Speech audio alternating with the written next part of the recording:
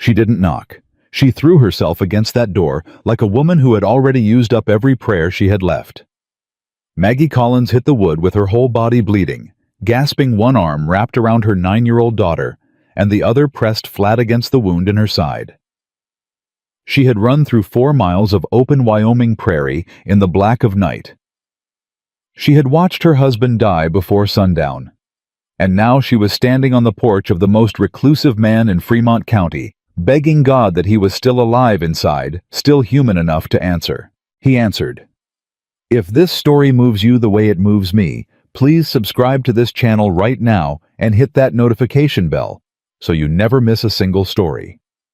Drop a comment below and tell me what city you're watching from. I want to see how far this story travels. Now settle in, because this one is going to stay with you a long time. Caleb Hayes had not lit the front lamp in 11 months. Not because he had run out of oil. He kept a full tin on the shelf beside the door, right where his wife Eleanor had always kept it back when someone was supposed to come home to this place. He kept the tin there, the same way he kept her blue coffee mug on the hook above the stove and her gardening shears hanging beside the back window. Not because he intended to use them. Because moving them felt like agreeing that she was gone, and Caleb Hayes was a man who had not yet reached that particular agreement with the universe. He was 41 years old, lean as rawhide, with a jaw that hadn't seen a razor in 2 weeks, and eyes the color of creek water in winter, pale gray flat and cold, unless you caught them at the right angle, in the right light, when something underneath stirred like a fish moving beneath ice. He had been a deputy marshal for 11 years. He had seen men shot, hanged, beaten, and dragged. He had put 2 men in the ground himself legally and without losing sleep. What had put him inside this cabin and kept him there was not violence. It was the absence of one particular woman's voice in the morning, and the way the silence that replaced it had grown until it had weight and texture and filled every room like something physical. The summer heat had broken an hour ago when the wind shifted off the ridge, and now the prairie air coming through the cracked window was almost bearable.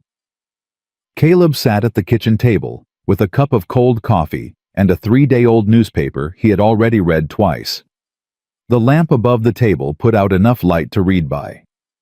The rest of the cabin was dark. He heard the boots on the porch before the door came open. Not a knock. Not a pause.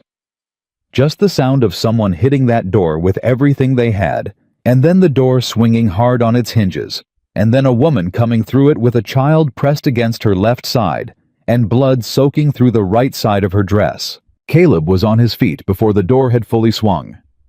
His hand went to the gun on his hip, old reflex, the kind that doesn't ask permission, and he had it clear of the holster before his eyes registered what he was actually seeing. A woman, maybe 30 years old. Dark hair half pulled from its pins. A face that had been pretty before tonight stripped it down to something rawer and more honest than pretty, a face that was pure terror and pure determination wrapped around the same bone structure. She had one arm clamped around a little girl with wide brown eyes and dark braids, and the other arm pressed flat against her right side, and even from across the room, Caleb could see the red seeping through her fingers. She didn't scream when she saw the gun. She didn't flinch. She looked straight at it, then straight at him, and what she said came out in a voice so controlled it scared him more than shouting would have. "I need you to hide my daughter." Caleb didn't lower the gun yet. "Who are you?" "My name is Maggie Collins. My husband was Thomas Collins. He wrote for the Cheyenne Courier and the territorial papers, and they shot him dead on the Larson Road this afternoon, and now they're coming for me and my girl. And I have been running for 6 hours, and you are the only house between here and the Garrison River that still has a light on." She stopped, pulled one breath. "I need you to hide my daughter." Caleb looked past her at the open door. The prairie beyond it was dark and flat and empty under a sky crowded with stars.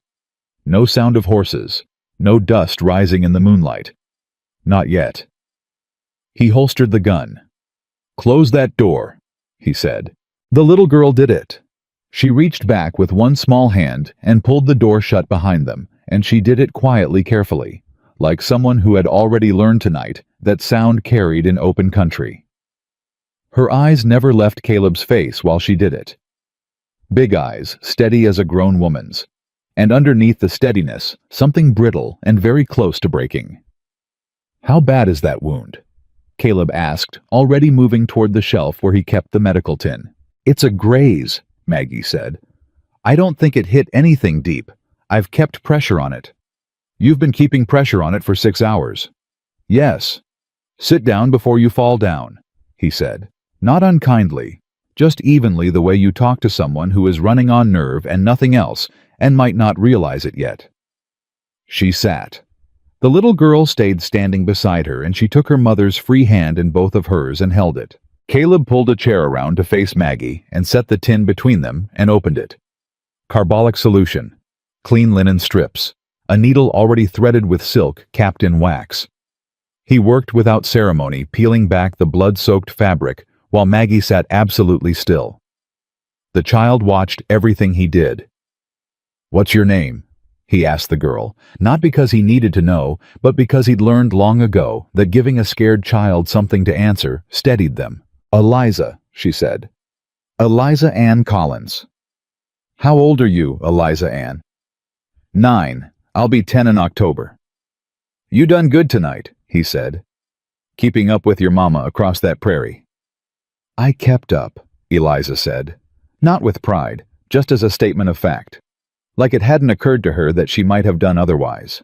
The wound was a graze along Maggie's lower right side, deep enough to bleed seriously, but not deep enough to kill her if it didn't go bad. He cleaned it while she sat still as stone, and when the carbolic touched the raw flesh, she made a sound low in her throat. Not a scream, barely even a gasp, and her hand gripped the edge of the table until her knuckles went white. Eliza tightened her grip on her mother's other hand without saying a word. "I'm going to need to close this," Caleb said. "Then close it," Maggie said. He did. She did not make another sound. When it was wrapped and bandaged and her dress was pinned back into place, Caleb stood and put the tin back on the shelf and poured 2 cups of water from the pitcher. He set one in front of Maggie and one in front of Eliza, and then he went back to his chair and sat down and looked at Maggie Collins for a long moment. "Tell me about Thomas Collins," he said. Something moved across her face, something complicated and terrible. "He was a good man," she said. "He was—" She stopped, pressed her lips together, tried again. "He spent 3 years following a land fraud ring operating out of the Western Territories. Men buying up homestead claims through false transfer deeds, forcing families off their land, reselling to railroad interests at 10 times the value. He had names, dates, deed numbers, transaction records. He had enough to bring a federal case." She paused. "He had been writing letters to the federal land office in Cheyenne for 4 months. 2 weeks ago, someone started following us." "Who's running the ring?" Caleb asked. Maggie looked at him steadily. "Harlan Stokes." The name landed in the room like something dropped from a height. Caleb was quiet for a moment. Then, "Harlan Stokes, the Territorial Land Commissioner." "Yes." "The man who has been appointed to the Governor's Advisory Council." "Yes." "The man whose name is on 3 courthouses and a bridge." "The same man," Maggie said. "The same man whose hired riders shot my husband off his horse at 4 o'clock this afternoon on the Larson Road, while Eliza and I hid in the creek bed and watched." Eliza was looking at her water cup. Her jaw was set tight. She was 9 years old, and she had seen her father die this afternoon, and she was sitting in a stranger's kitchen, holding herself together, the same way her mother was, with nothing but will and the stubbornness that comes from loving someone. You are not going to let them die for nothing. Caleb felt something move inside him that he had kept very still for a long time. "The evidence," he said. "The documents your husband gathered." Maggie reached inside her dress and pulled out a slim leather journal, battered and water-stained at the corners. She set it on the table between them. Thomas kept this with him everywhere. Names, dates, all of it. Copies of the deed transfers, witness accounts. He'd coded some of it so that anyone who found it wouldn't understand it without knowing how to read his notation. She put her hand flat on the cover. "This is why they came after us. Stokes knows Thomas had this. He knows that if it reaches a federal marshal, he's finished. And you're taking it to a federal marshal. I'm taking it to Aldous Webb, Maggie said. He's a federal marshal out of Denver. Thomas wrote to him directly. Webb sent a letter back. It came the day Thomas was killed. He said he was ready to move on Stokes if Thomas could get the journal to him safely. She met Caleb's eyes. I just need to get it to Laramie. Webb is supposed to be there through the end of the month. Laramie, Caleb said flatly, is 140 miles from here. I know how far it is, and Stokes's men are between here and there. I know that too. And you've got a 9-year-old and a wound that's going to fever up by morning if you push it. I am aware of all of that, Maggie said, and there was something in her voice that stopped just short of sharp. Not anger. Something colder and more controlled than anger. I am aware of every single obstacle between here and Laramie. I walked through 4 miles of dark prairie with a wound in my side and my daughter's hand in mine, counting every one of those obstacles. I did not come here because I thought this would be easy. I came here because I ran out of options, and I ran out of road, and your light was on. She looked at him directly. I am not asking you to fight my war, Mr. Hayes. I am asking you to help me protect my daughter while I fight it. Caleb was quiet for the long moment. How do you know my name? He asked. Something shifted in her face. Not quite a smile, but something in that neighborhood. You were a deputy marshal for 11 years. Before you came out here and closed your door, half the territory knew your name. She paused. Thomas knew who you were. He mentioned you once a few years back. Said if he was ever in real trouble, you were the kind of man he'd want on his side. The silence that followed that stretched out long enough to have its own weather. Your husband never met me, Caleb said. No, Maggie agreed. But he knew your record. He believed in records. Caleb stood up. He went to the window and looked out at the prairie. Nothing moved. The wind had gone still, and the grass lay flat under the starlight, and there was nothing out there but dark and distance, which meant that Stokes's riders were either stopped for the night or being very careful. Men who were being careful were more dangerous than men who were in a hurry. You need to sleep, he said without turning around. Both of you. I'll take watch. Mr. Hayes, there's a back room, cot and a bedroll. You take the cot. Eliza, you take the bedroll. He turned around. In the morning we talk about Laramie. Maggie Collins looked at him across his kitchen table, with Thomas Collins's journal under her hand, and her daughter's small fingers laced through hers, and something in her eyes that was not trust. Yet trust takes time, and neither of them had any to spare, but was something adjacent to trust. Something like recognition. Like two people seeing each other clearly in a bad light and deciding that was enough to go on. In the morning, she said. All right. Eliza looked at Caleb. Are you going to help us? She asked. No preamble, no softening. Just the question clean and direct, the way a child asks a thing when they have already learned that adults sometimes dress the truth in so many clothes you can't find it anymore. Caleb looked at her for a long moment. 9 years old, brown eyes steady as a judge's.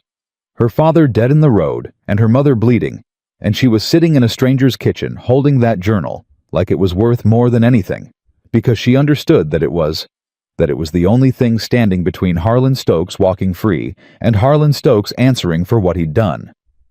I reckon I am, Caleb said. Eliza nodded once. Like he'd passed a test she'd been running since the moment they walked in. She let go of her mother's hand and picked up the water cup and drank half of it in one long pull. Then she set it down and folded her hands in her lap and looked at Caleb with those steady brown eyes. You should probably bar the door, she said. They might have dogs. Caleb looked at her. Then he went and barred the door. He took the chair by the window with his rifle across his knees, and the lamp turned down to almost nothing, just enough to see by, not enough to make them a target. And he listened to the prairie. Maggie and Eliza were in the back room. He'd heard the cot creak, heard the low murmur of Maggie's voice, and Eliza's quieter answer, and then silence. The kind of silence that meant exhaustion so deep it pulled you under whether you meant to sleep or not. Caleb sat with his rifle, and the dark and the wind beginning to pick up again off the ridge, and he thought about Thomas Collins dying on the Larson Road with a journalist's journal in his coat, and the truth inside it. He thought about Harlan Stokes, whose name was on 3 courthouses, and a Bridge, who had been appointed to the Governor's Advisory Council, who had spent years building himself into the kind of man the law protected instead of prosecuted. He thought about false deed transfers and families driven off homestead land, and the kind of machine that runs quietly in the dark until someone with a notebook and enough courage to use it kicks a lamp over and lights the whole thing up. He thought about Eliza Ann Collins, 9 years old, who had run 4 miles of dark Wyoming prairie without complaint, and sat in a stranger's kitchen and asked him straight to his face whether he was going to help, and when he said yes, had told him to bar the door because they might have dogs. He had not felt useful in 11 months. He had not felt necessary. He had sat in this cabin with Eleanor's blue mug on its hook and her shears by the window, and told himself that grief was the only honest response left to him, that the world outside was someone else's problem. Now that he had given enough of himself to enough of other people's disasters, and earned the right to close the door and keep it closed. He thought about all of that while he watched the dark prairie through the window with his rifle across his knees, and what he felt was not eagerness, not the old lawman's appetite for purpose. It was simpler and quieter than that. It was the particular feeling of a man who has been standing in the same spot for a very long time and has just without fanfare or announcement taken a step. Outside, the wind moved through the grass, and the stars wheeled overhead, and the prairie held its vast and indifferent silence. Inside, a 9-year-old girl slept in his back room with her father's journal tucked under her arm. Caleb Hayes tightened his grip on the rifle and watched the dark, and he did not look away. The fever came before dawn. Caleb heard Maggie before he saw her. The sound of bare feet on the floorboards unsteady, too deliberate the way a person walks when they are concentrating hard on something the body is supposed to do without thinking. He was out of the chair before the back room door opened all the way.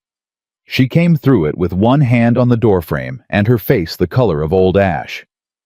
"I'm fine," she said immediately. "You're not," he said. "The wound." "It's not the wound. It's the fever that comes after." He crossed to her in 4 steps and put the back of his hand against her forehead and felt the heat radiating off her skin like a stove that had been running all night. "Sit down." "Caleb." "Sit down, Mrs. Collins." She sat. Not because she was weak, because she was smart enough to know when arguing was a waste of energy she didn't have. He brewed the willow bark tea his mother had taught him and made her drink all of it, while Eliza sat across the table, watching with those steady brown eyes that missed nothing. The girl had slept, genuinely slept the hard, unconscious sleep of a child who had burned through everything, and she looked different for it. Still quiet, still watchful. But her hands were steady, where the night before they'd had a faint tremor she'd been working hard not to show. "How long will the fever last?" Eliza asked. "Depends on how well she minds herself," Caleb said with a look at Maggie. "I'll mind myself fine once we're moving," Maggie said. "You're not moving today. We don't have the luxury of—" "You move today, and that wound reopens, and you go down somewhere on the open prairie, and you don't get up," Caleb said flatly. "I've seen it happen. You want to get that journal to Marshall Webb, you give yourself 1 day to get strong enough to ride." He paused. "That's not an argument. That's arithmetic." Maggie looked at him across the table with fever-bright eyes and a jaw set hard enough to cut glass. Then she looked at Eliza. Eliza gave the tiniest nod so small it might have been imagined, and Maggie let out a long breath through her nose and wrapped both hands around the tin cup. "1 day," she said. "1 day." Caleb agreed. It was just past 7 in the morning when the first rider appeared on the ridge. Caleb saw him from his window, a single silhouette against the early sky, sitting his horse at the ridgeline, not moving, just watching. The way men watch when they are not sure yet, but they are getting sure. He kept his voice level when he turned back into the room. "Eliza, take your mama to the back room. Don't come out till I say." Eliza was on her feet before he finished the sentence. She had the journal in her hand. She'd apparently slept with it and woke with it and was not putting it down. She got her arm around her mother's waist and started moving her toward the back without a word of protest from either of them. "How many?" Maggie asked quietly as she moved. One that I can see. One that you can see means 3 you can't, she said. I know. The door closed behind them. Caleb checked his rifle, checked the revolver on his hip. Then he went to the front door, opened it, and walked out onto the porch with the rifle held loose at his side. Not raised, not threatening. Just present the way a man stands when he wants to make it clear that he is not afraid of being seen and is not going to pretend otherwise. The rider on the ridge looked at him for a long moment, then turned his horse and disappeared back over the line. That was worse than if he'd ridden down. A man who rides down is deciding. A man who turns away has already decided and gone to tell somebody. Caleb went back inside and started loading the saddlebags. Maggie came out of the back room. We're moving. Yes. You said one day. One day was before someone put a scout on my ridge. He handed her a folded canvas coat. Can you ride? I can ride. Not can you ride on a good day. Can you ride hurt with a fever fast if it comes to that? Maggie took the coat. Ask me something harder, she said. He almost smiled. Eliza was already dressed. She'd braided her own hair neatly, and she had the journal tucked inside her dress against her ribs, secured there with a strip of cloth tied around her middle. She'd done it herself carefully, the way her father must have taught her Thomas Collins, who had spent 3 years carrying evidence that could get him killed, and had apparently thought it worth teaching his 9-year-old daughter where to hide things. Good thinking, Caleb said, nodding at the journal's location. Papa showed me, Eliza said. He said if anything ever happened, keep it close where nobody would think to look. Her voice was perfectly even.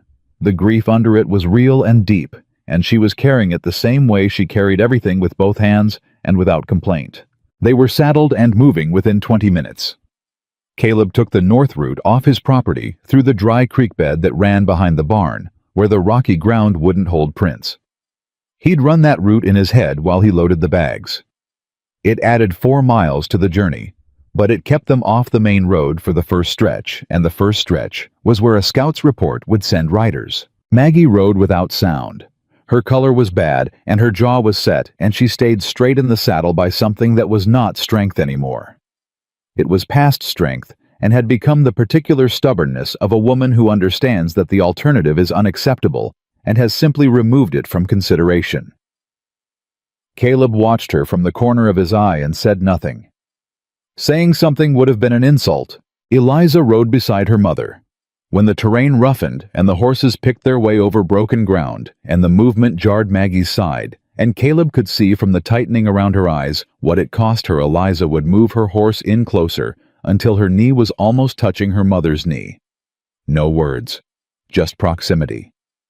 The particular comfort of a child who has learned that presence is sometimes the only thing you can offer. They were 2 hours out when Eliza said quietly, 3 riders. Behind us on the left. Caleb looked without turning his head. She was right. 3 riders coming parallel along the ridge about a quarter mile out, moving at an easy pace. Not charging. Pacing. The way wolves pace a deer they've cut from the herd, no hurry, because they know the ground ahead. They're not after us yet, Caleb said. They're positioning. Positioning for what? Maggie asked. There'll be a bottleneck ahead, where the creek bed narrows before it opens up to the Garrison Flats. If they get men to the far end before we clear it... He stopped. Then we don't take the creek bed, Maggie said. Then we go overland. Open ground.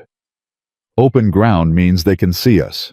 They can already see us, Caleb said. The question is whether I want them in front or behind. He made the decision in the same moment he spoke it, the old lawman's calculus clicking into place like a lock turning. We go overland. Fast. Don't stop for anything. They pushed the horses hard across open ground, and for a while, Caleb thought they might make it clean. The riders on the ridge matched their pace, but didn't close ground, which meant they were waiting for something, a signal, a position someone ahead who hadn't shown himself yet. Then Eliza said, "Stop," in a voice so sharp and certain that Caleb had his horse pulled up before he even consciously processed why. "What?" he started. "The grass," she said. 30 yards ahead on the right. Something moved through it going crossways, too heavy for wind. Caleb stared at the grass, flat and still under the morning sun. Then he saw it the faintest difference in the way a section lay, the subtle wrongness of grass that had been pressed down and not yet fully recovered. Someone had passed through it recently, on foot, and stopped somewhere in it. "Good eye," Caleb said very quietly. He altered their course without explanation, swinging them wide left, adding distance, but clearing the ambush point by enough margin that the man in the grass, wherever exactly he'd settled, would have to show himself to follow. Nobody showed themselves. The riders on the ridge stopped on a high point and watched them pass out of range, and Caleb watched them back, and nobody fired. Which meant something. It meant Stokes's men had orders to take Maggie, and more importantly, the journal intact, and shooting at a moving target across open ground was too risky if they needed what she was carrying to survive the encounter. It was the first piece of useful information Caleb had about exactly how this was going to go, and it mattered. They rode hard through the hottest part of the morning and stopped in the shade of an outcropping long enough to water the horses and let Maggie drink and eat something dried meat and hardtack from Caleb's bags. Nothing worth remarking on, but she ate it without complaint, and some of the gray came back out of her face. "Tell me about Aldous Webb," Caleb said. Maggie looked up from the canteen. "What do you want to know?" "Whether he's straight." She considered that. Thomas thought so. Thomas spent 3 months trying to figure out who in the federal system he could trust, and Webb was the name he kept coming back to. Career man. No political debts that Thomas could find. He prosecuted 2 land fraud cases in Colorado 5 years back, both convictions. She paused.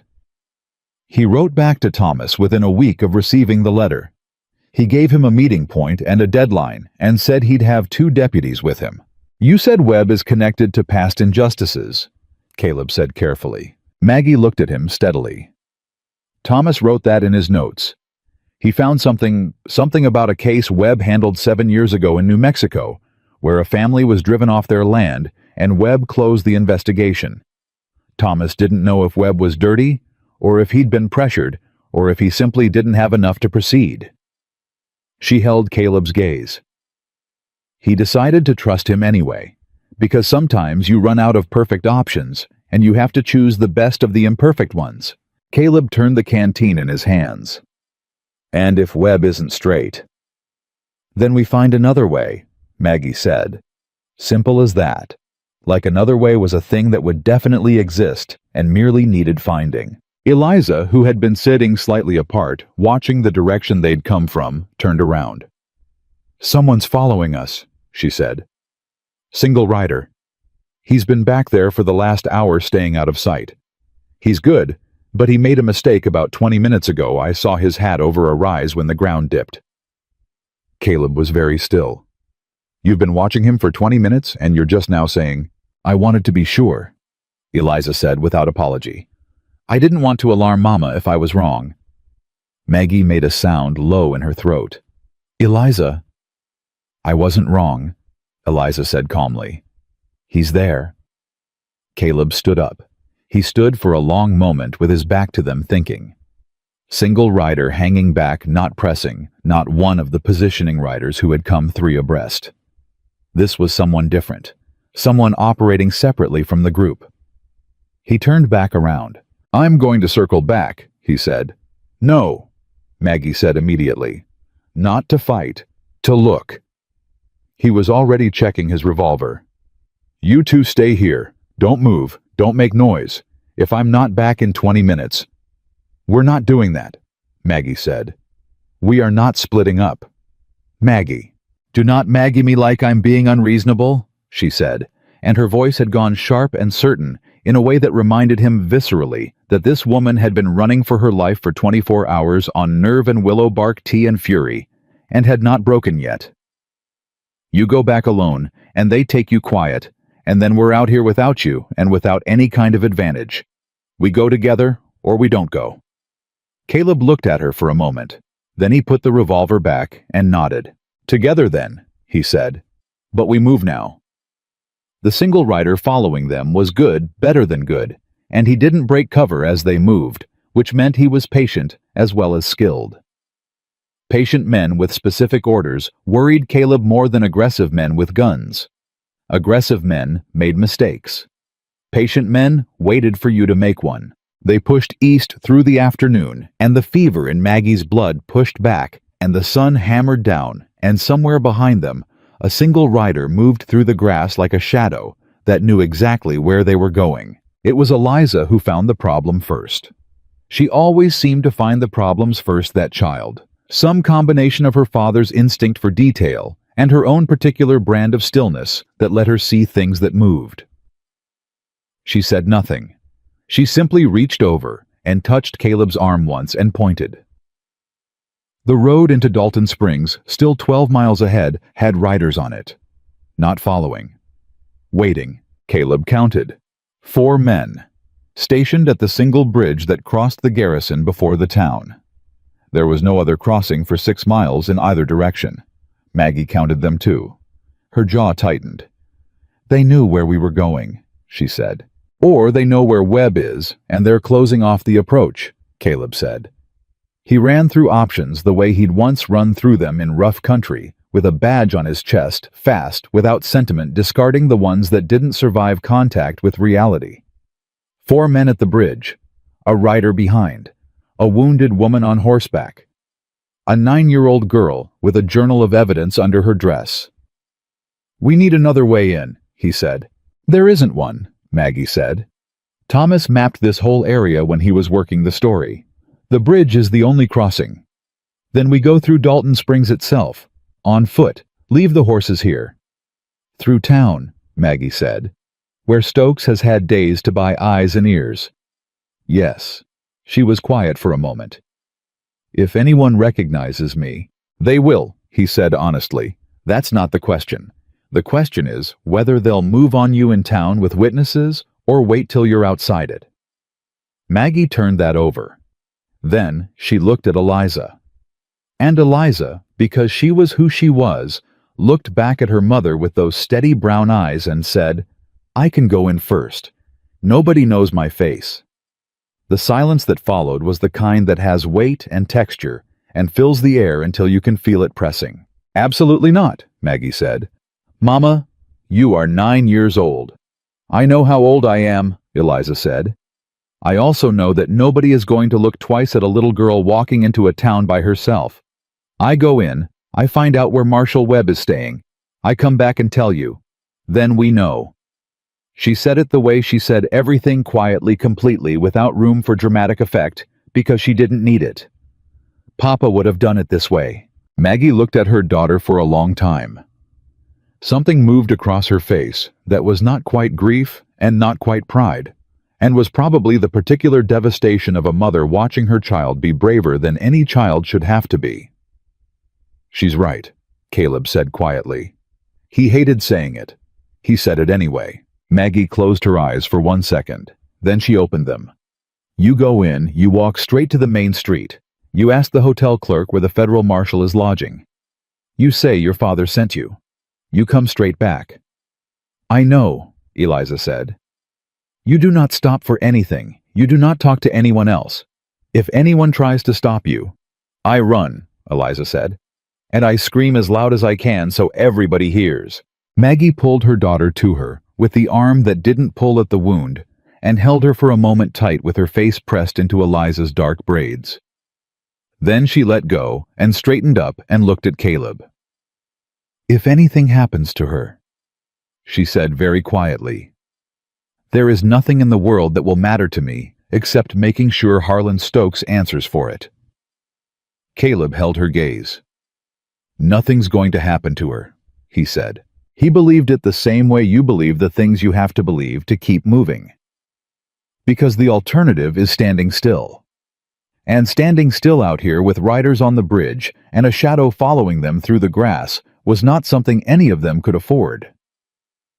Eliza turned toward Dalton Springs and walked her back straight, her braids neat, her father's journal pressed against her ribs, and she did not look back once. Maggie counted her breaths. That was the only thing she could do. Stand behind the scrub brush at the edge of town, with a bullet wound and a fever, and a former lawman who kept his eyes on the road and his mouth shut, and count her breaths, and try not to think about her 9-year-old daughter walking alone through a town full of men who had already killed her husband. 1, 2, 3. "She's been gone 12 minutes, she said. "I know," Caleb said. "You said 20 was too long. I said if I wasn't back in 20, that's different." "How is that different?" "Because I was going back toward armed men, and she's walking into a hotel lobby." He didn't take his eyes off the road. "Eliza is smart, and she's steady, and she knows exactly what to do. Give her time." Maggie gave her time. She counted to 47 before she saw the small figure coming back up the road at a walk so deliberately unhurried, it was almost convincing. Almost. Maggie knew her daughter's walk the way she knew her own heartbeat, and what she was seeing was Eliza moving carefully so as not to look like she was hurrying, which meant she was hurrying on the inside, which meant something had happened. Eliza reached them and ducked into the brush without a word, until she was sure she hadn't been followed. Then she turned around. "Webb is at the Dalton Springs Hotel," she said. "Room 6, second floor front." She paused. "But there are 2 of Stokes's men in the lobby. I recognized one of them from the road yesterday. He was riding with the men who—" She stopped. Reset. "He was there. He didn't see me, but they're watching the stairs." "They know Webb is here," Caleb said. "They know or they suspect," Maggie said. "Either way, they're not going to let us walk up those stairs." "There's a back entrance," Eliza said. "Through the kitchen. The cook left the door open." I counted 7 steps from the kitchen to the back staircase, and the staircase comes out in the hall right across from room 6. Both adults looked at her. "I walked it," she said simply, "before I came back. I wanted to know." Caleb made a sound in the back of his throat that was not quite a laugh, but lived in the same neighborhood. "Your father raised you right," he said. "Yes," Eliza said. "He did." They went in through the kitchen. The cook, a broad woman in a flour-dusted apron who looked up when they came through, her door opened. Her mouth took one look at Maggie's pallor and Caleb's expression and closed it again. She pointed at the staircase without being asked and turned back to her stove. Some people understood the shape of trouble without needing it explained to them, and they made their choice about which side they were on, in the same quiet way they made every other choice in their lives. Caleb went first. Maggie behind him. Eliza last, her hand flat over the journal beneath her dress. The hallway was empty. Room 6 was directly across. Caleb knocked twice, paused, knocked once more. The pattern Maggie said Thomas had arranged with Webb, and the door opened before the sound had fully died. Aldous Webb was not what Caleb had expected. He was maybe 55, built like a man who had been larger once, and had shed weight the hard way through years rather than intention. He had a federal marshal's badge pinned to his vest, and a face that had been kind once, and had learned to be careful. He took in Maggie, and immediately stepped back to let them through. "Mrs. Collins," he said. "Thank God." He looked at Eliza, then at the blood showing through the edge of Maggie's bandaging where the ride had pulled at it. "You need a doctor." "I need 5 minutes," Maggie said. "The doctor can come after." Webb closed the door, locked it. He looked at Caleb. "Who are you?" "Caleb Hayes, former Deputy Marshal, Fremont County." Hayes. Something moved in Webb's face recognition, and something more complicated. "I know that name. Most people do," Caleb said evenly. "We don't have time for history. Stokes has men downstairs and at the bridge, and at least one rider who's been following us since morning. How many deputies do you have with you?" "2. They're positioned outside, but—" Webb stopped. His jaw tightened. "One of them didn't report back this morning. I've been waiting on him." The silence that followed was the kind that reorders everything you thought you knew about your situation. "How long?" Caleb asked. 3 hours. "Then he's either dead or bought," Caleb said. "Which means Stokes knows exactly where you are and exactly who you're meeting." Maggie pulled Thomas's journal from inside her dress, took it from Eliza, with a look that asked and received permission in the same second, and set it on the table. "This is everything. Names, deed transfers, transaction dates, witness statements. Thomas coded it, but I can read his notation. I can walk you through every page." Webb sat down and opened the journal and looked at it for 30 seconds. His face changed while he read the careful expression dropping away layer by layer until what was underneath it was anger. The particular clean anger of a man who has suspected something for a long time and is now looking at the proof of it. "This is enough," he said quietly. "This is more than enough." "I know," Maggie said. "Thomas, how did he—" Webb stopped himself, looked up at Maggie. "I'm sorry. I read his letters for months. I felt like I knew him." "You did a little," Maggie said. "He talked about you. He trusted you." Webb held her gaze for a moment and then looked back at the journal, and Caleb watched his face and thought about what Thomas Collins had written in his notes, that there was something in Webb's past. A case in New Mexico, a family driven off their land, an investigation that closed without result. He thought about whether to say it and decided that now was not the time and might never be the time. Some things needed to stay buried until the immediate crisis was resolved. Some reckonings could wait. The window shattered. Not all the way, a single crack running through the glass from a stone thrown against it from outside, and then a voice from the street below, loud and carrying and deliberately public. "Federal business. Clear the street." Caleb was at the edge of the window in 2 steps. Below in the summer dust, 6 men had fanned out across the width of the road.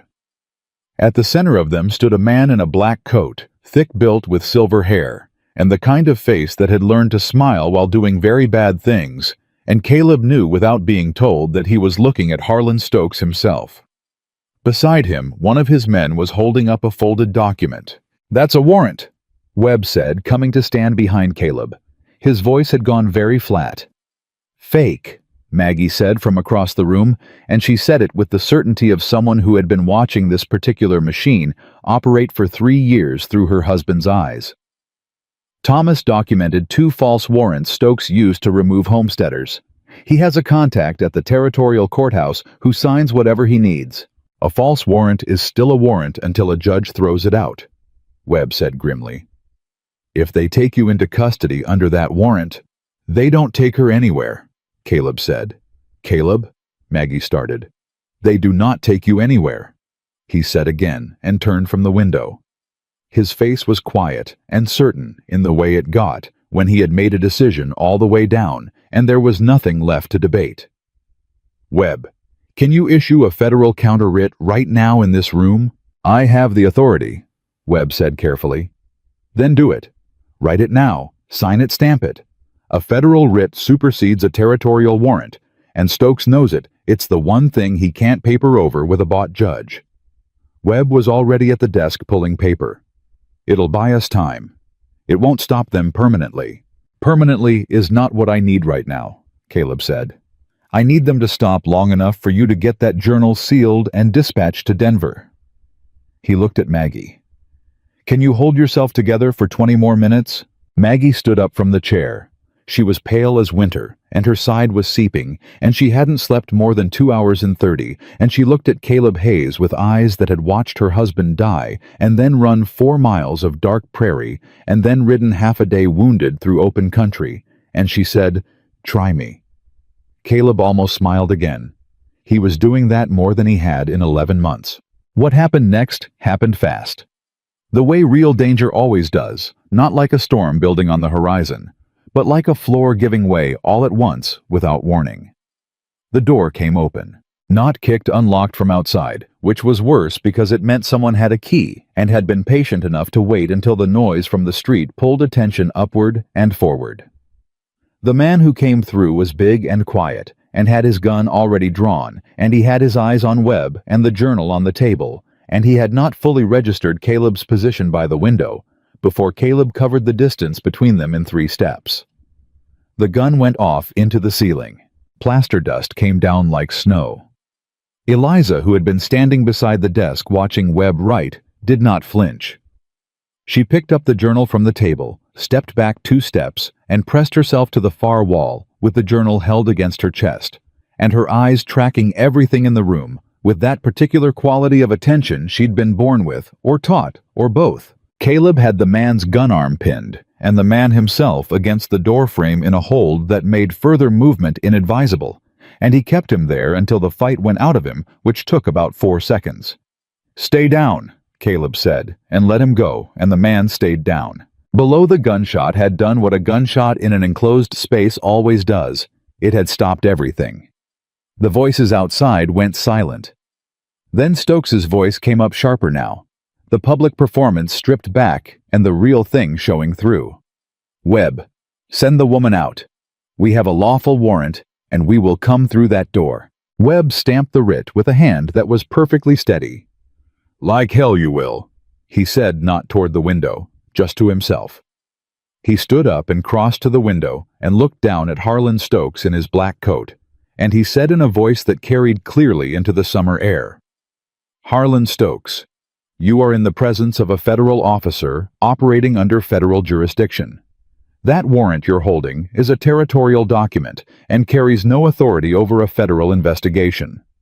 I am issuing a counter-writ effective immediately. Any attempt to interfere with persons or evidence under federal protection constitutes obstruction of federal law and will be prosecuted accordingly." Stokes looked up at him. The smile was still on his face, but it had gone tight around the edges, the kind of smile that is working very hard to stay in place. "You don't have the evidence yet, Marshal." "I have it," Webb said. "It's in my hands." Something moved through Stokes's expression, fast, dark there, and gone. "That journal is uncorroborated. Inadmissible." "Then you have nothing to worry about," Webb said. "Go home, Harlan." Stokes did not go home. He turned to the man beside him, the one holding the warrant, and said something low that Caleb couldn't hear from the window's edge, and the man nodded, and 3 of the 6 riders started moving toward the hotel's front entrance. "They're coming in," Caleb said. "My other deputy is out there somewhere," Webb said. "If he's still—" The sound from the street stopped him. A new voice carrying authority without effort, the voice of someone who had learned long ago that you don't need to shout if you know what you're doing. "That's far enough, all of you." Caleb looked down. A man had stepped into the road from the side alley, lean 60s, with a badge that caught the summer light and a rifle held across his body in a way that made very clear he knew how to use it. Behind him, 2 more men with badges. "Deputy Marshal Crenshaw, Denver office," the man said. He looked at Stokes. "We've been waiting for you, Mr. Stokes. We had a report you might show up here today." He held up his own folded document. "I have a federal summons. You'll want to read it."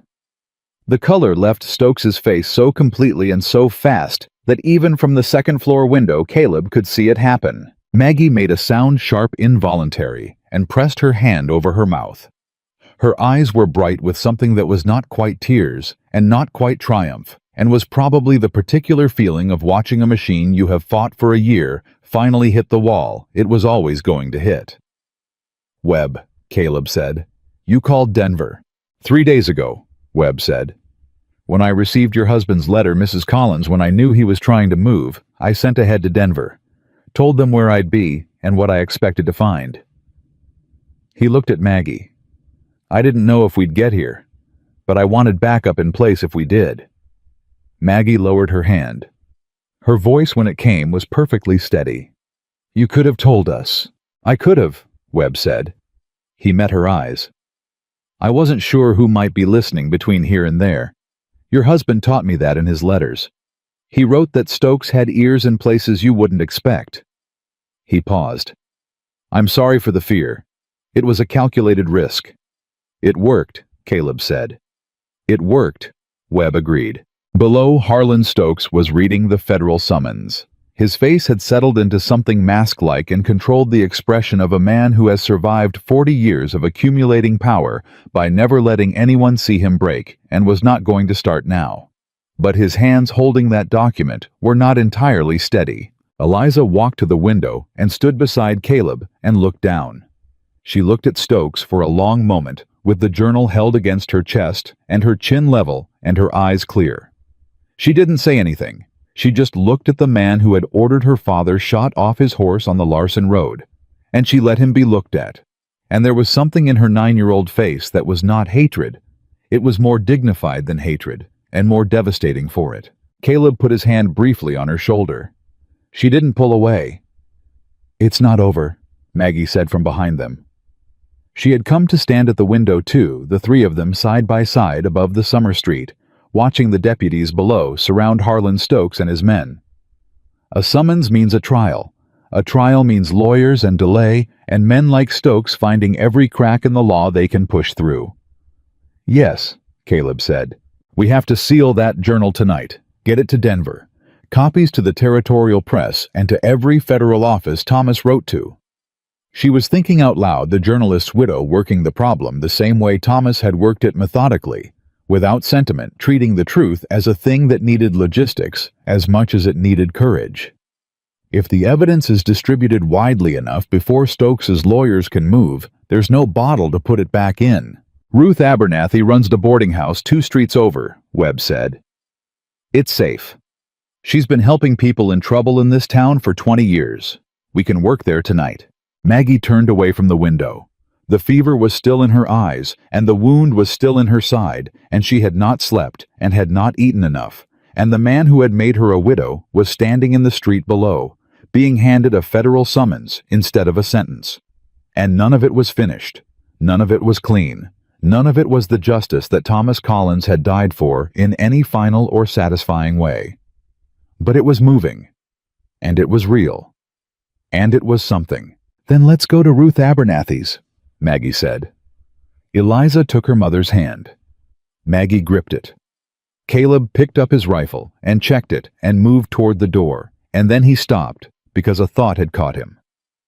Something that had been sitting at the back of his mind since Maggie first said Webb's name in his kitchen the night before, since Thomas Collins's notes mentioned a case in New Mexico 7 years ago, and an investigation that closed without result. He turned back towards Webb. "The New Mexico case," he said. 1868, the Vasquez family. Webb went very still. "Thomas noted it," Caleb said. "Not accusing, not yet. Just laying it down between them the way you lay a card on a table. Said the investigation closed. Said he didn't know if you were pressured or if you simply didn't have enough." Webb looked at him for a long moment. Something moved behind his eyes.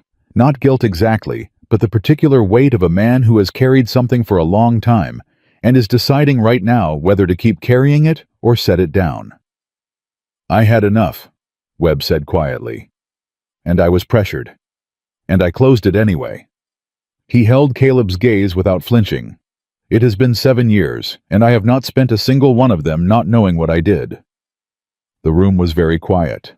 "Is that why you moved on Stokes?" Caleb said. "Because of the Vasquez family?" "Partly," Webb said. "And partly because Thomas Collins wrote me a letter that reminded me what I got into this work to do." He paused. "I can't give the Vasquez family their land back, but I can make sure Harlan Stokes answers for what he did to every family after them." Caleb looked at him for a long time. He thought about imperfect options, and the best of them. He thought about a woman choosing to trust a man she wasn't sure of because she had run out of perfect alternatives. He thought about the particular courage of continuing forward when the ground you're standing on is not solid and might never be. He nodded. Once. "Then let's get that journal to Ruth Abernathy's," he said, "and make sure it's the last thing Harlan Stokes ever tries to bury." Ruth Abernathy opened her door before they knocked. She was 60, maybe 65, with silver hair pulled back tight, and hands that had the particular roughness of someone who had worked with them every day of their life and considered that a point of pride. She looked at Maggie, first took in the bandaging, the fever color, the way she was standing just slightly too carefully, and then at Eliza, and then at Caleb, and then past all of them at Webb. "I told you to bring them sooner," she said to Webb. "There were complications," Webb said. "There are always complications." She stepped back. "Get inside, all of you." Ruth Abernathy's boarding house was the kind of place that held its breath and kept its secrets. She had been running it for 22 years, And in that time, she had sheltered a fugitive abolitionist, 3 battered wives, who had needed to disappear before their husbands found them, and a territorial judge who had ruled against a railroad land grab and received a bullet in his shoulder 48 hours later. She had never been asked about any of them. She had never volunteered anything. She kept a clean house, good coffee, and a silence about her that was not the silence of indifference, but the silence of a woman who had decided long ago where she stood and did not feel the need to announce it. She sat Maggie down at the big kitchen table and put her hands on Maggie's face and looked at her eyes the way a woman does when she knows what fever looks like from the inside. "How long?" she asked. "Since before dawn," Maggie said. "You need a real dressing, and you need to stay still for at least 4 hours." "I need ink and paper and 4 hours to work," Maggie said. "The dressing can happen at the same time." Ruth looked at her for a long moment. Then she said, "You're Thomas Collins's wife." Something flickered in Maggie's face. "You knew him." "He stayed here twice," Ruth said, working the story. "He sat right where you're sitting and drank 3 cups of my coffee and told me what he was doing and why." She paused. "He was a good man. He talked about you and the girl like you were the 2 best things that had ever happened to him, which I reckon you were." She held Maggie's gaze. "He'd want you to let somebody take care of that wound." Maggie's jaw tightened. Something moved behind her eyes, grief fast and deep, pressing against the wall she'd built around it. She held it there. "He'd want me to finish what he started," she said. "Both can be true," Ruth said simply, and went to get her medical kit. Caleb set his rifle against the wall and looked at Webb. "The missing deputy," he said quietly. "Your instinct." "Marcus Hale," Webb said. He said the name like it cost him something. "I brought him from Denver, 8 years working with me. I trusted him." He stopped. "I don't know yet whether he was bought out before we left or after we arrived. Either way, someone in Stokes's operation knew where you were going before you got there," Caleb said. "Yes. Which means there may be more that Stokes knows, beyond just your location." Webb was quiet for a moment. "It means Stokes may know the specific contents of the journal. If Hale had access to my correspondence with Thomas." He stopped himself. "Yes, it's possible." "Then we move faster than we planned," Caleb said. "How many copies do we need to make that journal impossible to suppress?" 3 copies to 3 separate federal offices. 2 to territorial newspapers.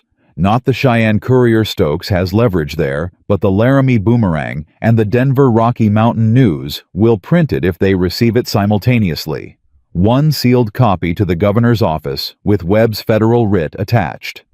Maggie said all of this without looking up from the table where Ruth was already working on her bandaging, her voice precise and steady and completely certain, as if she had been running this arithmetic in her head the entire ride and simply needed the moment to say it aloud. 6 copies. Thomas had a notation system. "I can transcribe the key sections in plain language in 2 hours if someone else handles the copying." "I can copy," Eliza said. Every adult in the room looked at her. She was sitting across the table with the journal open in front of her, her small hands flat on either side of it. "Papa taught me his notation last year," she said. "He said I was old enough to understand what he was working on. He taught me how to read the coded entries." She looked up at Maggie. "I can decode and transcribe. It'll be faster with 2 of us." Maggie stared at her daughter. The expression on her face was the particular devastation of a parent discovering that their child was made of stronger material than they'd realized, which is always wonderful and always breaks something at the same time. "He taught you the code," Maggie said. "He said it was important that someone else knew it," Eliza said. In case. 2 words carrying the weight of everything Thomas Collins had understood about what he was doing, and what it might cost him, and who he needed to trust with the parts of himself that had to survive him. Ruth tied off the bandaging and stepped back without a word. Caleb looked at Webb. Webb was already uncapping an ink bottle. They worked. It was not glamorous work. It was the work that never looks like courage from the outside. The copying of dates and names and deed numbers, the careful transcription of coded entries into plain language, the checking and rechecking of figures that had to be exactly right because one wrong number would give Stokes's lawyers a crack to push through. Maggie wrote until her hand cramped and then shook it out and wrote again. Eliza worked beside her without complaint.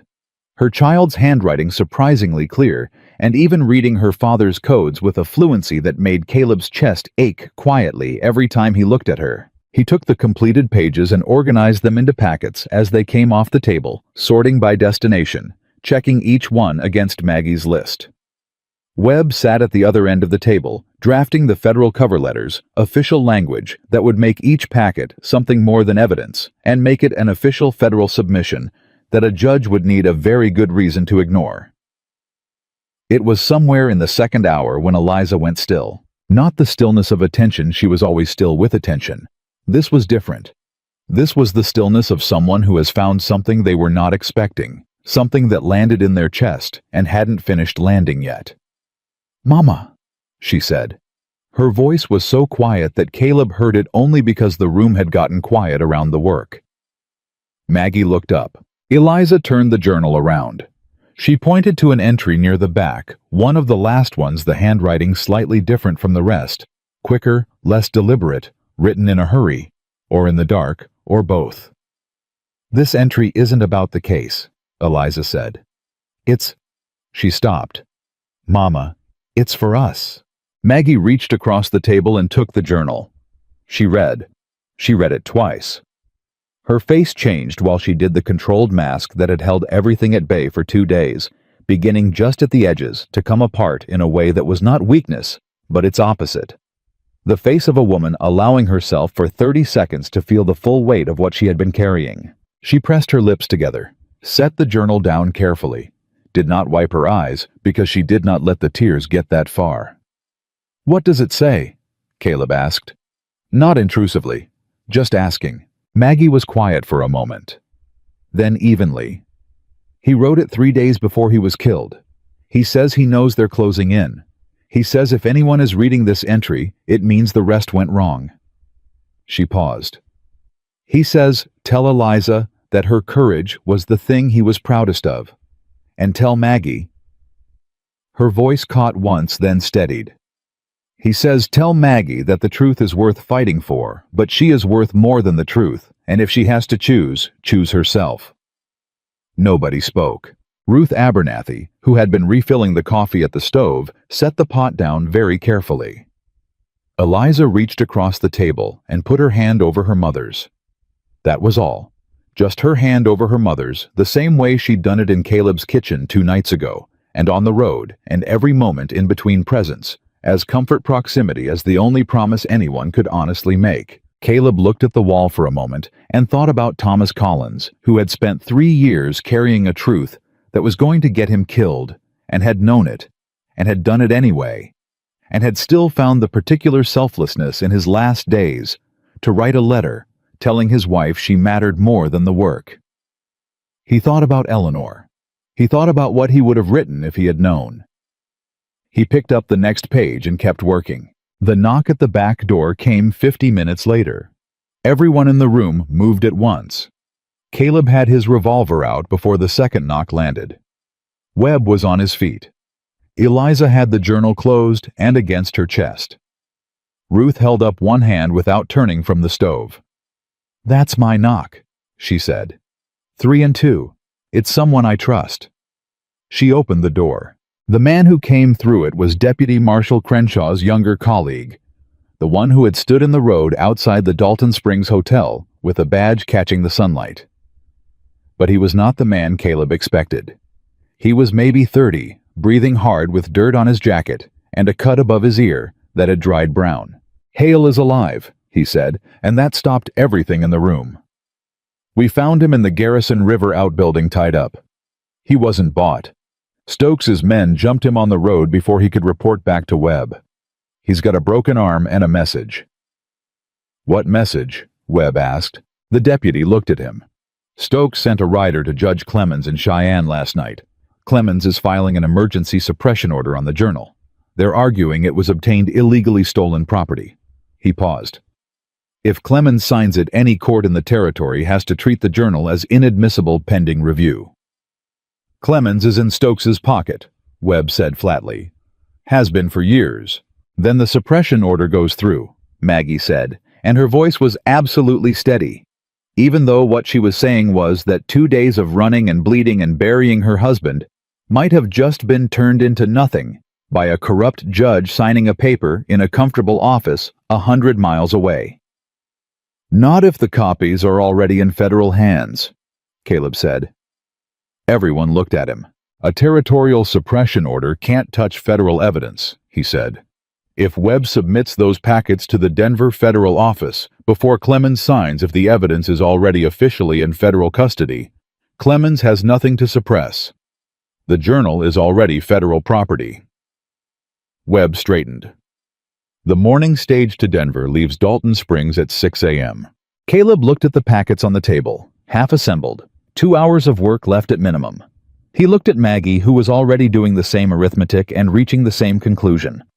Then we have until 5:30, Maggie said, and picked up her pen. They worked through the night. Ruth brought coffee, and then brought it again, and nobody asked for it because nobody stopped long enough to ask for anything. The lamp burned low, and she replaced the oil without comment. At some point, Eliza's handwriting began to drift with exhaustion, and Maggie took the page from her and told her to sleep, and Eliza shook her head and took the page back, and Maggie let her, because she understood this was Eliza's work. Two had always been Eliza's work, had been made hers the moment Thomas Collins sat with his 9-year-old daughter and taught her his codes because he needed someone else to know. Caleb sat beside Maggie at the table while she worked, not talking, not helping, because what she was doing was beyond his knowledge and his purpose in that moment was different. It was the particular purpose of being a body between a person and a door. A presence that said, "You are not alone in this," which is sometimes the only gift one human being can offer another. At 3 in the morning, Webb looked up from his cover letters. "Caleb," he said, "what you said earlier about the New Mexico case."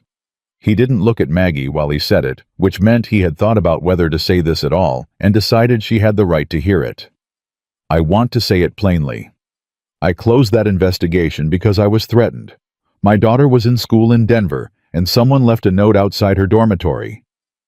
He stopped. "I am not telling you that to excuse it. There is no excusing it. I am telling you so that you understand that I know exactly what it costs to stay quiet when you should speak, and I understand what Thomas Collins chose differently." He paused. "I have been trying to be worth that difference ever since." Maggie stopped writing. She looked at Webb for a moment. Then she said quietly, "Did your daughter stay safe?" "She did," Webb said. "Then you protected your child," Maggie said. "And now you're here." She held his gaze. Thomas would understand that. He was a father. Webb nodded once and went back to his letters. At 4:45 in the morning, the last packet was sealed. 6 copies, 6 destinations. Every name, every deed transfer, every coded entry transcribed in plain language and signed by Aldous Webb as a federal submission, meaning that the moment they left Ruth Abernathy's kitchen, they ceased to be Maggie Collins's grief and Thomas Collins's courage, and became something the law was obligated to answer. Caleb looked at the sealed packets on the table. He thought about the man who had first assembled the evidence that filled them, who had spent 3 years following a thread through the dark, writing letters, building a case, protecting his family as long as he could, and dying when he couldn't anymore, but making sure the thread didn't end with him. "He did it," Caleb said, "not to anyone in particular." Maggie looked at him. "Thomas," Caleb said, "he did it. Everything that happens from here, every one of those packets reaching the people who need to see them. Stokes standing in front of a federal judge, the families who get their land back, all of it starts with what he did." He met her eyes. "He finished it. You carried it over the line, but he finished it." Maggie Collins sat with that for a long moment. The lamp put out its low, warm light, and the packets were sealed on the table, and somewhere outside the summer prairie was breathing in the dark, and she sat with her daughter's head finally resting on her shoulder. Eliza had stopped fighting sleep about an hour ago and simply arrived at the table and put her head on her mother's shoulder and stayed there, and she let herself feel for the first time since the Larson Road what it meant that it was almost over. "Yes," she said softly. He did. The morning stage left Dalton Springs at 6 a.m. Webb and Crenshaw would ride with it personally as federal officers in transport of official evidence, which meant nobody short of a federal judge could stop them. And the federal judge who could stop them was in Denver, which was exactly where they were going. But at 5:15, 15 minutes before they needed to move, Ruth came to the kitchen doorway and looked at Caleb, and the expression on her face said that something had just changed. "There's a man at my front door," she said. "He's not one of Stokes's. He says he has a name." She paused. "He says the name is Vasquez." The room went very still. Webb stood up slowly. "Maria Vasquez," the man said from the hallway where Ruth had left him. He stepped into the kitchen doorway, older man weathered with the particular dignity of someone who has been waiting a very long time for a door to open. "She survived. She's been in Colorado for 6 years. She'll testify." He looked at Webb with eyes that had done a great deal of measuring and had come to a conclusion. "If you're finally ready to hear her..." Webb stood absolutely still for a full 5 seconds. Then something in his face, something that had been held at great cost for 7 years, finally let go. "Tell her," he said, "that I am ready." The man's name was Domingo Reyes, and he had ridden 3 days from Colorado to stand in Ruth Abernathy's kitchen doorway and say a name that Aldous Webb had not spoken aloud in 7 years. Maria Vasquez. Webb sat back down slowly. He looked like a man who has been standing on a particular patch of ground for so long that when it finally shifts beneath him, his body doesn't know how to adjust. He pressed both hands flat on the table and breathed. "She's alive," he said. Not a question. Just saying it out loud to make it real. "She is," Domingo said. He came into the kitchen fully now and took the chair Ruth offered him. "After you closed the investigation, she moved her family to Colorado. Changed her name for 2 years, built back up." He paused. "She's been watching what Thomas Collins was doing. She wrote to him 8 months ago. He wrote back." He looked at Maggie. "She said if you ever needed a witness who could put a human face on what Stokes did, not just dates and deed numbers, but what it looks like when a man with power decides your family's land is worth more than your family, she would stand up." Maggie was very still. "Thomas never told me." "He was protecting her," Domingo said, "and maybe protecting you. He didn't want you carrying the weight of knowing there was a witness out there who could be targeted." Eliza lifted her head from her mother's shoulder, fully awake now. "He was always doing that," she said quietly, "carrying things so we wouldn't have to." She didn't say it with bitterness. She said it with the precise, clear-eyed love of a child who understood her father completely and was choosing to honor that understanding rather than grieve it. "We should let Mrs. Vasquez testify. Papa would want that." Nobody argued with her. Webb straightened in his chair.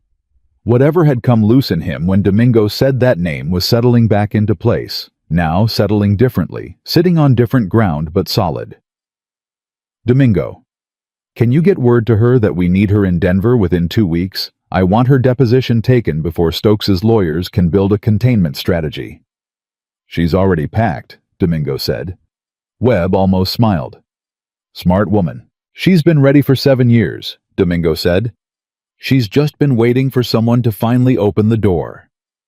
The morning stage to Denver left at 6, which gave them 40 minutes. Caleb stood, picked up the sealed packets from the table, and looked at Webb. "Let's move." They came out of Ruth's back door into the gray pre-dawn Caleb, with the packets under his arm and his rifle in his other hand, Webb and Crenshaw flanking Maggie and Eliza behind. The town was quiet. In that particular way that early morning makes everything quiet, not peaceful, just suspended like the world holding its breath between one thing and the next. They were half a block from the stage office when the rider came out of the alley. One man, sitting his horse broadside across the road. Not Stokes's usual hired guns. This one was different. Older, had a lawyer's leather case across his saddle. "Marshal Webb," the man said. "Cornelius Fitch. I represent Commissioner Stokes. I have an emergency injunction signed this morning by Judge Clemens of the Cheyenne Territorial Court, ordering the seizure of all materials illegally obtained from Commissioner Stokes's private business records pending a full evidentiary hearing." Nobody moved. Caleb looked at the leather case, looked at the man, looked at Webb. "Those packets are federal submissions," Webb said. "They left private hands the moment I signed the cover letters last night. An emergency territorial injunction has no jurisdiction over federal evidence in transit." Fitch smiled the particular smile of a lawyer who has prepared for this. "The cover letters were signed within the last 12 hours. Under territorial law, a federal submission is not finalized until it is physically received by a federal office. Until that stage arrives in Denver and those packets cross the threshold of the federal building, they remain legally contestable." He paused. "I'd advise you to set those packets down, Marshal." Webb looked at Caleb. Caleb looked at the packets in his hand. He thought about everything that was inside them. Names, dates. Thomas Collins's 3 years of careful, dangerous, life-costing work. Eliza's handwriting alongside her mother's. The coded entries decoded in plain language by a 9-year-old girl who had learned her father's secrets because her father had loved her enough to trust her with them. He looked at Fitch. "Here's what I know about the law," Caleb said. "And I know it because I spent 11 years wearing a badge in this territory, so hear me carefully." He took one step forward. "A territorial court cannot issue an injunction against a federal submission if that submission was made in response to a federal investigation. Webb's investigation of Harlan Stokes was authorized by the Denver federal office 3 days ago. Everything in these packets is responsive to that authorization. Clemens doesn't have jurisdiction, and he knows it, which means this injunction is not a legal document, it's a stall. And we don't have time for it." Fitch's smile thinned. "That's an interesting interpretation." "It's the correct interpretation," Webb said. "Step aside, Mr. Fitch." "I'm afraid I can't." "Step aside." Something in Webb's voice had changed. Not louder, not threatening, just absolutely certain in the way that real authority sounds when it stops being patient, and the difference between that and performance is something everyone in earshot can feel. Fitch felt it. His horse shifted under him, catching his rider's tension, and he took 2 seconds too long deciding what to do with his hands. And in those 2 seconds, Crenshaw moved his horse forward 1 step so that he was beside Fitch's horse and looking at him from very close range. "The stage is leaving in 30 minutes, Crenshaw said pleasantly. "You can follow up with the federal office in Denver if you'd like to contest the submission. They have a very nice building. I'm sure someone will see you." Fitch looked at Webb, looked at Caleb, looked at the packets, made the calculation that any sane man makes when he is a lawyer holding paper against men holding rifles, and moved his horse aside. They made the stage with 8 minutes to spare. Webb handed the packets to the driver personally and told him they were federal property, and showed his badge and told the driver to understand what that meant. And the driver, who had been running this route for 15 years and had seen a great deal of things, said, "Yes, sir," without expression, and locked the strongbox. Caleb watched the stage pull out into the gray dawn light and felt something release in his chest that had been held there since the moment Maggie Collins came through his door 2 nights ago. Not relief exactly. Something quieter and more complicated. The particular feeling of a thing being handed off to the world, no longer in your hands alone, no longer dependent on your ability to keep moving. He turned around. Maggie was standing behind him, with Eliza beside her, both of them watching the stage until it rounded the corner and disappeared. Maggie's face in the early morning light was exhausted and pale and more honest than he had ever seen it, stripped of the controlled mask that 2 days of crisis had required her to wear. She looked like herself, finally. Like the woman she was underneath the running and the fighting, and the grief, clear-eyed and strong and very, very tired. "It's done," Eliza said, quietly, like a fact. "The first part," Maggie said. "The rest takes time." "But it's moving," Eliza said. Papa always said once the truth is moving, it doesn't stop. People can slow it down, but they can't stop it. She looked up at her mother. He was right about most things. He was right about almost everything, Maggie agreed. Her voice caught once barely on the word almost. They went back to Ruth's. Ruth fed them. Real food, not hardtack and dried meat eggs from her own hens. Bread she'd had rising since before they arrived. Coffee that was actual coffee, rather than the weak imitation that passed for it in most of the territory. She set it on the table without ceremony and told them to sit and eat, and they did, all of them, in the particular silence of people who have been through something together and don't need to fill the air with words about it. It was somewhere in the middle of that meal that Maggie's fever broke. She didn't announce it. She set down her cup and put her hand against her own forehead and breathed out slowly, and the tight set of her shoulders eased in a way that had nothing to do with decision and everything to do with the body finally letting go of what it had been fighting. Ruth saw it happen and caught Caleb's eye across the table and gave him one small nod. "You're going to be all right," Ruth said to Maggie. "I know," Maggie said. And for the first time since the Larson Road, she sounded like she meant it not as a thing she was deciding, but as a thing she actually believed. Eliza put a piece of bread on her mother's plate without being asked. Maggie looked at it, then at her daughter, and something in her face went very soft for a moment. Not the grief, not the exhaustion, but something underneath both of those, something that had survived them. Love in its quietest and most unkillable form. It was Eliza who broke the silence at the table.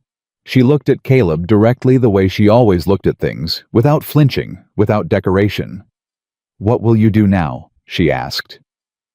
The question landed simply and completely, and everyone at the table felt the weight of it. Caleb set his coffee cup down. He thought about his cabin on the prairie, Eleanor's blue mug on its hook, the full tin of lamp oil beside the door that he hadn't used in 11 months, because lighting it meant admitting someone was supposed to come home and didn't. He thought about the particular silence that had grown until it had weight and texture and filled every room like something physical. And he thought about how 2 nights ago a woman and a child had come through his door and the silence had stopped. "I don't know yet," he said honestly. Eliza looked at him steadily. "You could come with us," she said, "until it's really over. Until Stokes is in front of a judge and there's nobody following us anymore." She paused. "Mama can't do it alone. And I'm 9. "Eliza," Maggie said. "I'm just saying what's true," Eliza said with the unassailable logic of a child who has decided that adults spend too much time not saying things. Maggie looked at Caleb. She didn't repeat the invitation, and she didn't take it back either. She just looked at him with those clear eyes and let him make whatever he was going to make of it. "Your husband's notes," Caleb said to Maggie. "The New Mexico case. He wrote that Webb closed the investigation." He paused. "Webb told us why. He told us about the threat against his daughter." He held Maggie's gaze.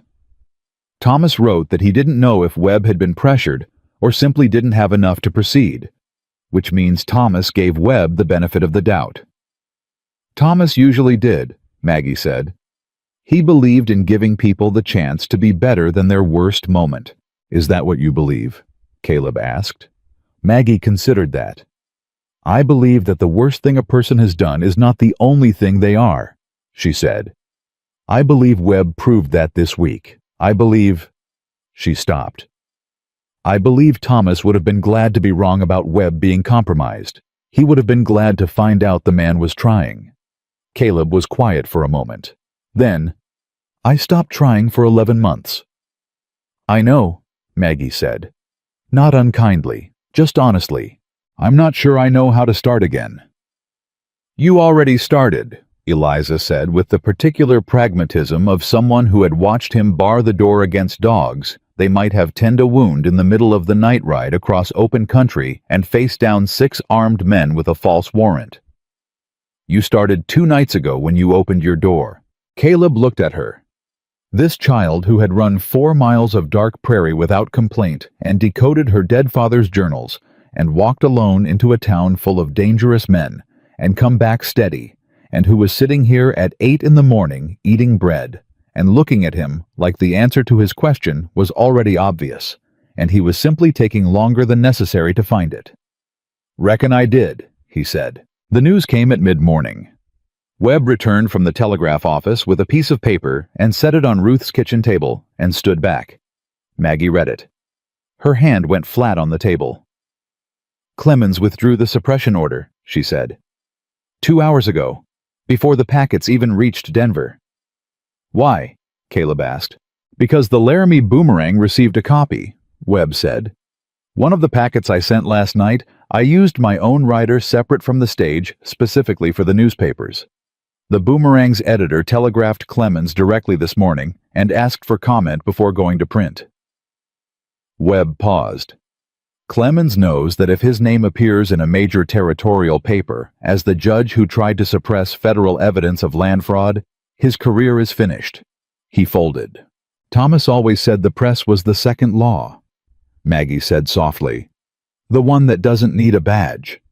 She was right. And somewhere in Denver, the morning stage was still rolling with 6 sealed packets that were about to become the first law as well. It was Ruth who said what everyone in the room was thinking. She refilled the coffee cups and stood at the head of the table and looked at all of them. Webb, with his 7 years of trying to be worth a better moment.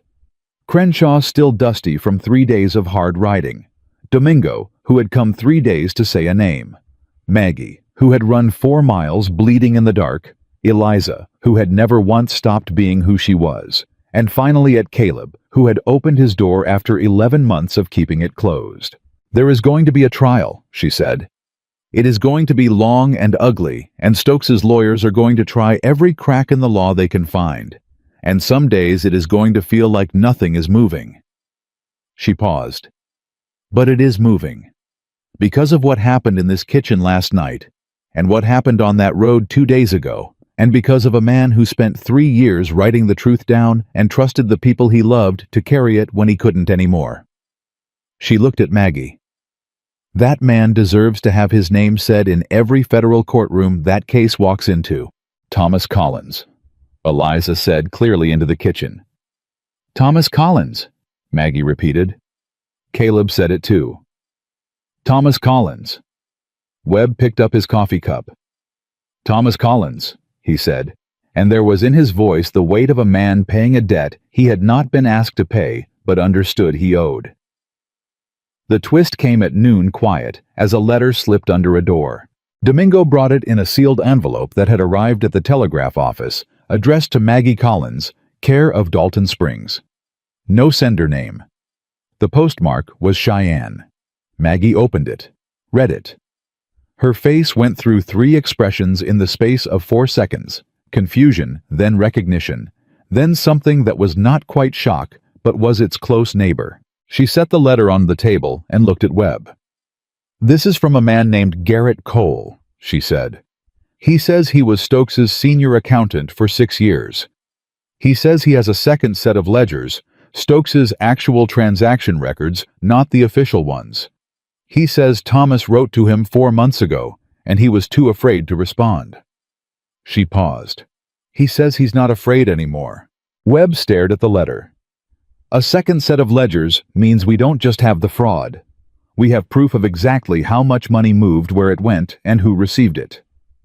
It means every politician and judge and official who took Stokes's money is in those ledgers," Caleb said. "It means the case isn't just Harlan Stokes," Maggie said. "It's every man who made Harlan Stokes possible." The room was quiet for a long moment. Then Eliza said, "Papa knew about Garrett Cole." They all looked at her. "There's an entry in the journal," she said, "near the back. I read it while I was transcribing. It just said a name G. Cole, and a note waiting. He'll come when he's ready." She looked at her mother. Papa knew he was there. He just knew he had to wait. Maggie closed her eyes for 1 second. 1 full second of her husband being right again, even now, even from wherever he was, and the particular grief and grace of that washing over her face before she brought it back. "Then we write back to Garrett Cole," she said, "and we tell him we're ready when he is." Later, Caleb sat with Eliza on Ruth's back step in the afternoon heat, while Maggie slept, genuinely slept deeply in the way you sleep when the thing you've been holding finally lets you put it down. Eliza had the journal in her lap. She wasn't reading it, just holding it. "Are you scared?" Caleb asked her. She thought about that honestly the way she did everything. "Yes," she said. "But I was scared the whole time. I was scared when we were running, and I was scared in your cabin, and I was scared when I walked into town alone." She paused. "Being scared didn't stop anything from happening, so I just decided to keep moving anyway." Caleb looked at her. 9 years old. Chestnut braids neat in the afternoon sun. Her father's journal in her lap, and her father's steadiness in her eyes. "That's what courage is," he said. "I know," she said. "Papa told me." She looked up at him. "He said courage isn't when you're not afraid. He said anybody who tells you they weren't afraid is either lying or wasn't paying attention." She almost smiled. "He said real courage is when you know exactly what you're walking into, and you walk into it anyway because the thing on the other side is worth it." Caleb thought about his cabin, about Eleanor's blue mug, about a door he had kept closed for 11 months and the particular night he had opened it, because something on the other side was knocking and turned out to be worth it. "Your father was a wise man," he said. "Yes," Eliza said. "He was." She leaned against Caleb's arm without ceremony, the way children lean on people they have decided to trust, and she looked out at the afternoon sky over Dalton Springs and didn't say anything else, and Caleb sat with her and didn't say anything else either, and the quiet between them was the good kind, the kind that doesn't need filling. When Maggie woke 2 hours later and came to the back door and saw the two of them sitting there, she stood for a moment and simply looked. Her husband was gone. The road ahead was still long. The trial would be ugly, and the lawyers would be relentless, and there would be days when the truth felt like it was losing. But this moment was real. This man who had opened his door when it mattered. This child who had never once broken. This afternoon with its solid sky and the packets already moving, and Garrett Cole's letter on the table inside, and Thomas Collins's name ready to be spoken in every federal courtroom that would hear it. She came and sat on the step on Eliza's other side, and her daughter leaned into her without looking up, and Maggie put her arm around her, and they all three sat in the afternoon and let it be what it was. Not an ending, not a clean resolution, not the world made right by a single act of courage. Something better than that. The beginning of the world being held accountable. Harlan Stokes faced a federal grand jury 6 weeks later. The second set of ledgers Garrett Cole provided named 41 officials across 3 territories. Clemens resigned before he was removed. Webb submitted Maria Vasquez's deposition on a Tuesday morning, and by Thursday afternoon, the Denver papers had it on the front page. And in a town that had watched all of this from the kind of distance that only comes with time and perspective, people would say later that it had started with a journalist who had believed the truth was worth dying for, and his daughter who had learned his codes because she was brave enough to want to know what he was carrying, and his wife who had run through the dark and knocked on a stranger's door and refused, absolutely refused, to let it end with him. Caleb Hayes reopened his lamp oil tin. He lit the front lamp. He did not put Eleanor's mug away because that was not what moving forward meant. It meant carrying the people you had loved into the next thing, not leaving them behind. He carried her. And he stepped out of the cabin and back into the world, and the prairie was wide and honest around him, the same as it had always been. Some doors once opened do not close again, and the truth once moving does not stop.